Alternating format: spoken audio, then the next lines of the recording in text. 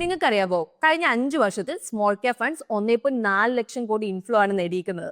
അപ്പൊ ഇതിന് വലിയൊരു കാരണം എന്ന് പറഞ്ഞാൽ ഈ ഒരു പീരീഡിൽ സ്മോൾ ക്യാപ് ഫണ്ട്സിന് സ്ട്രോങ് പെർഫോമൻസ് ആണ്. അപ്പൊ കഴിഞ്ഞ 5 വർഷത്തിൽ small cap fund category 28.96% returns നൽകിയിട്ടുണ്ട്. അപ്പൊ ഇതെന്ന് പറഞ്ഞാൽ ബാക്കിയുള്ള ഇക്വിറ്റി ഫണ്ട് കാറ്റഗറിയേക്കാളും കൂടുതലാണ്. അപ്പൊ ആക്ച്വലി ഫോളിയോ കൗണ്ട് നോക്കിയാൽ സ്മോൾ ക്യാപ് ഫണ്ട്സ് ആണ് ഇൻവെസ്റ്റേഴ്സിനിടയിൽ ഇക്വിറ്റി ഫണ്ട് കാറ്റഗറിയിലെ സെക്കൻഡ് മോസ്റ്റ് പോപ്പുലർ കാറ്റഗറി. അപ്പൊ നാച്ചുറലി ഇത്രയും വലിയ റിട്ടേൺസ് കണ്ടതിന് ശേഷം പല ഇൻവെസ്റ്റേഴ്സും ഈ ഒരു ഫണ്ടിലേക്ക് തിരിഞ്ഞിട്ടുണ്ട്. അതോടെ ഇപ്പൊ ഇൻവെസ്റ്റേഴ്സ് പോർട്ട്ഫോളിയോയിലേക്ക് പല സ്മോൾ ക്യാപ് ഫണ്ട്സ് ആഡ് ചെയ്യുന്നുണ്ട്. ഇപ്പൊ നമ്മൾ small cap funds large cap funds ആയിട്ട് കമ്പയർ ചെയ്യുമ്പോൾ അവർക്ക് യൂണിക് ക്യാരക്ടറിസ്റ്റിക്സ് ഉണ്ട്.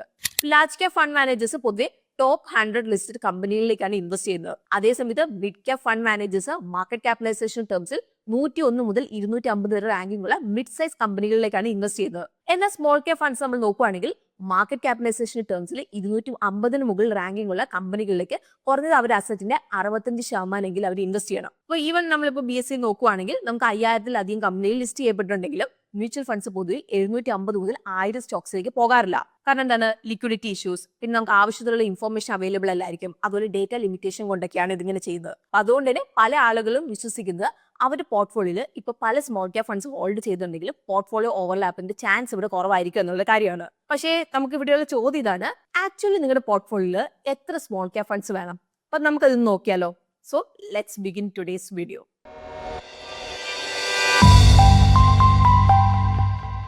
ആദ്യം നമുക്ക് എന്താണ് സ്മോൾ ക്യാപ് ഫണ്ട്സ് എന്നുള്ളത് നോക്കാം. അപ്പൊ സ്മോൾ ക്യാപ് ഫണ്ട്സ് എന്ന് പറഞ്ഞാൽ ഒരു ടൈപ്പ് ഇക്വിറ്റി മ്യൂച്വൽ ഫണ്ട് ആണ്. ഇപ്പൊ സെബിയുടെ റൂൾ പ്രകാരം അവരുടെ ടോട്ടൽ അസറ്റിന് കുറഞ്ഞ 65% അവർ സ്മോൾ ക്യാപ് കമ്പനീസിലേക്ക് ഇൻവെസ്റ്റ് ചെയ്യണം. ഇനി ഇവിടുത്തെ അടുത്ത ചോദ്യം ഇതാണ്, എന്താണ് സ്മോൾ ക്യാപ് സ്റ്റോക്ക്? ഇപ്പൊ സെബിയുടെ കാറ്റഗറൈസേഷൻ പ്രകാരം മാർക്കറ്റ് ക്യാപിറ്റലൈസേഷൻ പ്രകാരം 250 മുകളിൽ റാങ്കിംഗ് ഉള്ള ലിസ്റ്റഡ് കമ്പനീസിനാണ് സ്മോൾ ക്യാപ് കമ്പനീസ് ആയിട്ട് ക്ലാസിഫൈ ചെയ്തേക്കുന്നത്. അപ്പൊ പല ഇൻവെസ്റ്റേഴ്സും വലിയ റിട്ടേൺസിനായിട്ട് സ്മോൾ ക്യാപ് സ്റ്റോക്സിന്റെ പുറകെ പോകാറുണ്ട്. എന്നാൽ ഇപ്പൊ എന്താണ്, സ്മോൾ ക്യാപ് അണ്ടർ പെർഫോം ചെയ്യാൻ വേണ്ടി തുടങ്ങിയിട്ടുണ്ടെങ്കിൽ അവരങ്ങ് ടെൻഷൻ വെച്ച് അവരുടെ ഇൻവെസ്റ്റ്മെന്റ് അങ്ങ് എക്സിറ്റ് ചെയ്യും. ഈവൻ ഇപ്പൊ എന്താണ്, വലിയ നഷ്ടം സഹിച്ചിട്ടാണെങ്കിലും അവർ എക്സിറ്റ് ചെയ്യും. ഇപ്പം ഒരു എക്സാമ്പിൾ പറയുകയാണെങ്കിൽ നിഫ്റ്റി സ്മോൾ ക്യാപ് 250 ഇൻഡെക്സ് ഈ ഒരു വർഷം 2.5% കറക്ഷൻ കട്ടായിരുന്നു.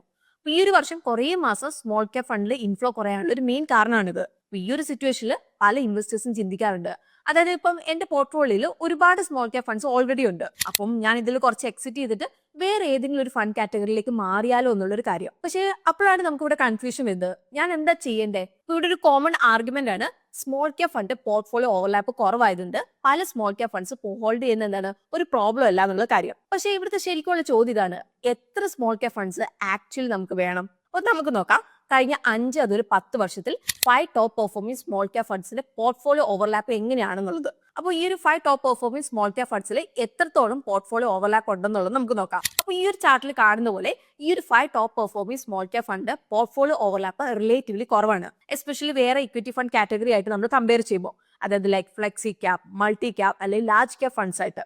ഇപ്പൊ നിഫ്റ്റി സ്മോൾ ക്യാപ് 250 ഇൻഡെക്സ് ആയിട്ട് നോക്കുമ്പോൾ ഈ ഒരു ഫണ്ടിനൊക്കെ എത്ര പോർട്ട്ഫോളിയോ ഓവർലാപ്പ് ഉണ്ടെന്നുള്ളത് നമുക്ക് നോക്കാം. അപ്പൊ ഇതാണ് small cap fund bench mark index എന്ന് പറയുന്നത്. അപ്പൊ ഈ ഒരു കമ്പാരിസൺ വഴി നമുക്കിവിടെ മനസ്സിലാക്കാൻ വേണ്ടി സാധിക്കും ബെഞ്ച് മാർക്കിൽ നിന്ന് എത്രത്തോളം ഡിഫറെന്റ് ആയിട്ടാണ് ഫണ്ട് മാനേജേഴ്സ് ഇൻവെസ്റ്റ് ചെയ്യുന്ന കാര്യം. അതുപോലെ അവർക്ക് സ്റ്റോക്ക് സെലക്ഷൻ എന്താണ്, യൂണീക്ക് ആണോ അല്ലെങ്കിൽ ഇൻഡെക്സിലെ സെയിം സ്റ്റോക്സിൽ ചുറ്റിപ്പറ്റിയാണോ അവർ കൂടുതൽ ഇൻവെസ്റ്റ് ചെയ്യുന്നതൊക്കെ നമുക്ക് മനസ്സിലാക്കാൻ സാധിക്കും. അപ്പൊ ഇവിടെ നമ്മൾ നോക്കിയിട്ടുണ്ടെങ്കിൽ കാണാം, ഈ ഒരു 5 top performing small cap funds, അതിൽ നിഫ്റ്റി സ്മോൾ ക്യാപ് 250 ഇൻഡെക്സ് തമ്മിലുള്ള പോർട്ട്ഫോളിയോ ഓവർലാപ്പ് വളരെ കുറവാണ്. പക്ഷേ നിങ്ങൾ ഇങ്ങനെ ചിന്തിക്കുക, ഈ ഒരു 5 top performing small cap funds നിങ്ങൾ ആഡ് ചെയ്താൽ എങ്ങനെയിരിക്കും? അങ്ങനെയെങ്കിൽ നിഫ്റ്റി സ്മോൾ ക്യാപ് 250 ഇൻഡെക്സ് ആയിട്ട് നല്ല പോർട്ട്ഫോളിയോ ഓവർലാപ്പ് ഉണ്ടാവുമോ? അപ്പൊ ഈ ഒരു 5 ഫണ്ട് നമ്മൾ ഇൻഡിവിജ്വൽ എടുത്ത് നോക്കുകയാണെങ്കിൽ ഓരോന്നിനും 29 മുതൽ 88 സ്റ്റോക്സ് ഹോൾഡ് ചെയ്യുന്നുണ്ട്. അപ്പൊ ഇതും നിഫ്റ്റി സ്മോൾ ക്യാപ് 250 ഇൻഡെക്സിന്റെ പാർട്ടാണ്. ഇൻഡിവിജ്വൽ നോക്കുവാണെങ്കിൽ ഇത് ഓക്കെ ആണ്, അതായത് ഓവർലാപ്പ് മാനേജബിൾ ആണ്. പക്ഷെ നിങ്ങൾ ഇപ്പോൾ എന്താണ്, ഈ ഒരു 5 സ്മോൾ ക്യാപ് ഫണ്ട് പോർട്ട്ഫോളിയോ ഒന്നിച്ച് നോക്കുവാണെങ്കിൽ ഇൻഡെക്സ് ആയിട്ട് അവരുടെ ഓവർലാപ്പ് എന്ന് പറയുന്നത് 145 സ്റ്റോക്സ് ആണ്. അപ്പൊ ഇതെന്ന് പറഞ്ഞാൽ ഇൻഡെക്സിലെ ടോട്ടൽ സ്റ്റോക്കിന്റെ പകുതിയിൽ കൂടുതലാണ്. ഇനിയിപ്പോ വേറൊരു രീതി പറയുകയാണെങ്കിൽ പല സ്മോൾ ക്യാപ് ഫണ്ട് നമ്മൾ ഇവിടെ ഹോൾഡ് ചെയ്തതിനു ശേഷം നിങ്ങളുടെ എക്സ്പോഷർ ഒരേപോലത്തെ സ്മോൾ ക്യാപ് സ്റ്റോക്സിലേക്കാവും. ഇനി നമുക്ക് വാല്യൂ റിസർച്ച് നടത്തിയൊരു സ്റ്റഡി നോക്കാം. അപ്പൊ ഈ ഒരു പഠനത്തിനായിട്ട് 2012 എൻഡിലെ top 5 best rated small cap funds ആണ് എടുത്തേക്കുന്നത്. അതിലൂടെ അസ്യൂം ചെയ്തേക്കുന്ന അടുത്ത കൊല്ലം തുടക്കത്തിൽ ഇൻവെസ്റ്റേഴ്സ് SIP തുടങ്ങിയെന്നാണ്. അതിൽ 7 ഇയർ SIP റിട്ടേൺസ് ആണ് കാൽക്കുലേറ്റ് ചെയ്തേക്കുന്നത്. 2019 അതിൽ 2020 തുടങ്ങിയ SIPക്ക് ഈ ഒരു സ്റ്റഡി കൺസിഡർ ചെയ്തേക്കുന്നത് 6 ഇയർ അതിൽ 5 ഇയർ റിട്ടേൺസ് ആണ്. അപ്പൊ ഫണ്ടിന്റെ എണ്ണം കൂടുമ്പോൾ അതെങ്ങനെയാണ് റിട്ടേൺസിനെ ബാധിക്കുക എന്ന് അറിയാനായിട്ട്. അപ്പൊ ഈ ഒരു പഠനം കമ്പയർ ചെയ്ത് ഇൻവെസ്റ്റേഴ്സ് ഇപ്പോൾ അവരുടെ പണം ബെസ്റ്റ് റേറ്റഡ് ഫണ്ട്സിലേക്ക് ഇപ്പൊ 5 വർഷത്തേക്ക് ഇൻവെസ്റ്റ് ചെയ്താൽ എത്രയാണ് റിട്ടേൺസ്, അതുപോലെ 4 വർഷം, 3 വർഷം, 2 വർഷം അല്ലെങ്കിൽ ജസ്റ്റ് 1 വർഷത്തേക്ക് ഇൻവെസ്റ്റ് ചെയ്താൽ SIP ഔട്ട്കത്തിൽ എത്ര മാറ്റം ഉണ്ടാവും എന്നുള്ള കാര്യമാണ്. ഇപ്പം നമ്മൾ ഈ ഒരു ടേബിൾ നോക്കിയിട്ടുണ്ടെങ്കിൽ നമുക്ക് കാണാം 2ൽ കൂടുതൽ ഫണ്ട് ഉണ്ടെങ്കിൽ അല്ലെങ്കിൽ ഇൻവെസ്റ്റേഴ്സ് ഇപ്പോൾ 3 ഫണ്ട്സ് ഹോൾഡ് ചെയ്യുകയാണ് അല്ലെങ്കിൽ ഈവൻ 5 ഫണ്ട് ഹോൾഡ് ചെയ്താലും റിട്ടേൺസിന് വലിയ മാറ്റമൊന്നും ഇല്ല. ഒരുപാട് ഫണ്ടിലേക്ക് നമ്മൾ ഇൻവെസ്റ്റ് ചെയ്യുന്നതിൽ വലിയ അഡ്വാൻറ്റേജ് ഒന്നുമില്ല. ഒരുപാട് ഫണ്ടിലേക്ക് നമ്മൾ ഇൻവെസ്റ്റ് ചെയ്യുമ്പോൾ എന്താണ് നമുക്കിവിടെ ട്രാക്കിംഗ്, ടാക്സേഷൻ, അതുപോലെ ഓവർ ഡൈവേഴ്സിഫിക്കേഷൻ ഇഷ്യൂസ് ഒക്കെ നമുക്ക് ഇവിടെ കൂടുകയാണ് ചെയ്യുന്നത്. സോ നിങ്ങളുടെ പോർട്ട്ഫോളിയോയിൽ എത്ര സ്മോൾ ക്യാപ് ഫണ്ട്സ് ഉണ്ടാവണം? അപ്പോൾ പല എക്സ്പേർട്സ് ഇവിടെ റെക്കമെൻഡ് ചെയ്യുന്നത് നിങ്ങളുടെ പോർട്ട്ഫോളിയോയിൽ നിങ്ങൾക്ക് 2 അല്ലെങ്കിൽ 3 സ്മോൾ ക്യാപ് ഫണ്ട്സ് കൺസിഡർ ചെയ്യാവുന്നതാണ്. അപ്പൊ നിങ്ങൾ ഈ ഒരു രീതിയിൽ സ്മോൾ ക്യാപ് സ്പേസിൽ ഗ്രോത്ത് പൊട്ടൻഷ്യൽ നിങ്ങൾക്ക് ക്യാപ്ചർ ചെയ്യാം വലിയ റിസ്ക് എടുക്കാതെ. അതേസമയത്ത് സ്മോൾ ക്യാപ് ഫണ്ട്സ് നിങ്ങളുടെ സാറ്റലൈറ്റ് പോർട്ട്ഫോളിയോയുടെ പാർട്ടായിരിക്കണം. അപ്പൊ ഇതെന്ന് പറഞ്ഞത് നിങ്ങളുടെ മ്യൂച്വൽ ഫണ്ട് പോർട്ട്ഫോളിയോയുടെ ഒരു ചെറിയ പോർഷൻ, നമ്മളിപ്പോൾ പറയുകയാണെങ്കിൽ ഏകദേശം 20%. ഓവറോൾ പോർട്ട്ഫോളിയോ റിട്ടേൺസ് കൂട്ടാനായിട്ട് ഡിസൈൻ ചെയ്തേക്കുന്നതാണ്. എന്നാൽ നമ്മളിവിടെ നോക്കുകയാണെങ്കിൽ ലോങ് ടേം ഇൻവെസ്റ്റ്മെന്റ് ഹൊറിസോണിലെ യങ് ഇൻവെസ്റ്റേഴ്സ് അവർ പോർട്ട്ഫോളിയോയിൽ സ്മോൾ ക്യാപ് ഫണ്ട്സ് കൺസിഡർ ചെയ്യാറുണ്ട്. അപ്പം നിങ്ങൾ ഇങ്ങനെ ചിന്തിക്കുക, പല ഇൻവെസ്റ്റ്മെന്റ് ഫിലോസഫി ഫോളോ ചെയ്യുന്ന സ്മോൾ ക്യാപ് ഫണ്ടിലേക്ക് നിങ്ങൾ ഇൻവെസ്റ്റ് ചെയ്യണം.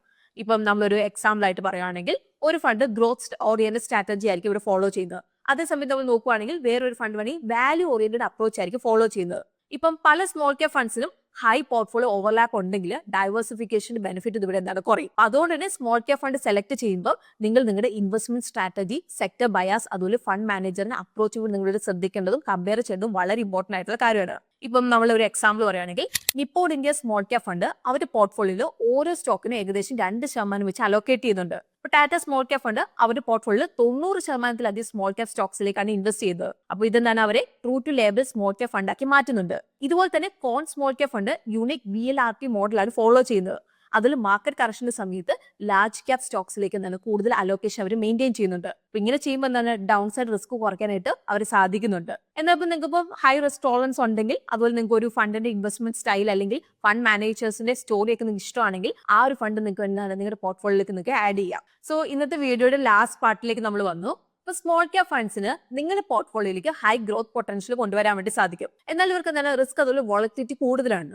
അതുകൊണ്ട് തന്നെ ബാലൻസ് പോർട്ട്ഫോളിയോ മെയിൻറ്റെയിൻ ചെയ്യുന്നത് വളരെ ഇമ്പോർട്ടന്റ് എന്ന് ഇവിടെ പറയുന്നത്. ഇപ്പൊ ഡേറ്റ അതുപോലെ സ്റ്റഡീസ് പറയുന്നത് നമ്മൾ ശ്രദ്ധിച്ചെടുത്ത 2 സ്മോൾ ക്യാപ് ഫണ്ട്സ് വഴി എന്താണ് നമുക്ക് ഡൈവേഴ്സിഫിക്കേഷനിൽ പെർഫോമൻസിന്റെ ഒരു നല്ല കോമ്പിനേഷൻ ഇവിടെ ലഭിക്കുമെന്നാണ്. അപ്പൊ നമുക്കിപ്പോൾ ഒരുപാട് ഫണ്ട് ഉണ്ടെന്ന് ഓർത്തിട്ട് എന്താണ് അത് നമ്മുടെ റിട്ടേൺസിനെ ഒന്ന് കൂട്ടാനോ അല്ലെങ്കിൽ മെച്ചപ്പെടുത്തണോ എന്നൊന്നും ഇവിടെ നിർബന്ധമില്ല. അതേസമയത്ത് ഇത് കാരണം എന്താണ് നമ്മുടെ പോർട്ട്ഫോളിയോയുടെ ഓവർലാപ്പ്, അതിൽ കോംപ്ലക്സിറ്റി ഒക്കെ വേണമെങ്കിൽ കൂട്ടാം. സോ നമുക്കിപ്പോൾ ഓൾറെഡി നമ്മൾ ഡിസ്കസ് ചെയ്ത റീസൺസ് കൊണ്ട് തന്നെ നമുക്ക് ഇവിടെ പറയാൻ വേണ്ടി സാധിക്കും, നിങ്ങളിപ്പോൾ ഫണ്ടമെന്റലി സ്ട്രോങ് ആയിട്ടുള്ള 1 അല്ലെങ്കിൽ 2 സ്മോൾ ക്യാപ് ഫണ്ട്സിലേക്ക് നിങ്ങൾക്ക് ആഡ് ചെയ്യാം. അത് നിങ്ങൾക്ക് കൺസിഡർ ചെയ്യാവുന്നതാണ്.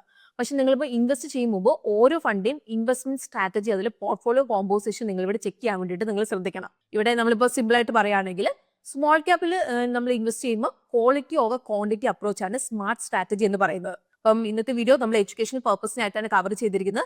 ഇതൊരു ഇൻവെസ്റ്റ്മെന്റ് അഡ്വൈസ് അല്ല എന്നുള്ള കാര്യം നമ്മൾ എടുത്തു പറയാണ്. അപ്പോൾ നിങ്ങൾ ഇൻവെസ്റ്റ് ചെയ്യുന്നതിന് മുമ്പ് നിങ്ങൾ റിസർച്ച് ചെയ്യാൻ വേണ്ടിയിട്ട് നിങ്ങൾ ശ്രദ്ധിക്കണം. അല്ലെങ്കിൽ ഒരു ഇൻവെസ്റ്റ്മെന്റ് അഡ്വൈസറിനെ നിങ്ങൾ കൺസൾട്ട് ചെയ്യാൻ വേണ്ടിയിട്ട് ശ്രദ്ധിക്കണം. സോ നമുക്ക് പുതിയൊരു വീഡിയോ ആയിട്ട് ഗ്രോ മലയാളം ചാനലിലൂടെ കാണാം. അതുവരെ take care, happy investing and bye from Rincy.